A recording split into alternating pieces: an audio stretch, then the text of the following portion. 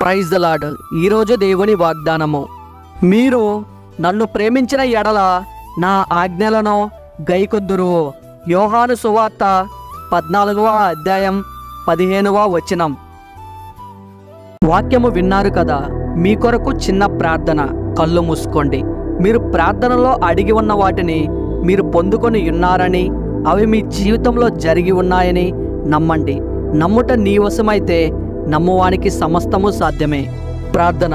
స్తోత్రం స్తోత్రం స్తోత్రం తండ్రి, నాయన పరిశుద్ధుడా, ప్రేమ కలిగిన తండ్రి, ప్రేమ స్వరూపి, నమ్మకమైన దేవ, కోట్లాది దేవదూతల మధ్య కనపరచబడుతున్న మా పరలోకపు తండ్రి, నీకు కోట్ల కొలది కృతజ్ఞతాస్తుతులు చెల్లిస్తున్నాడు తండ్రి.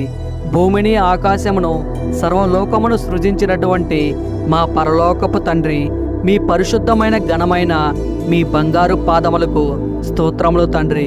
ప్రభువా, నా ప్రార్థనలలో ఏకీభవించిన మీ బిడ్డలను దీవించి ఆశీర్వదించండి తండ్రి.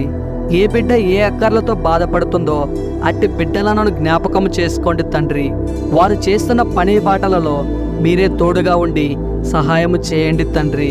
వారి ప్రతి సమస్యను మీరే తీర్చండి తండ్రి. వారికి ఎల్లవేళలా మీరే సహాయకుడిగా ఉండమని ఈ ప్రార్థన విను వారందరినీ గురించి యేసయ్య పరిశుద్ధ నామంలో అడిగి వేడుకొనుచున్నాను మా పరమ తండ్రి. Amen, amen, amen, amen.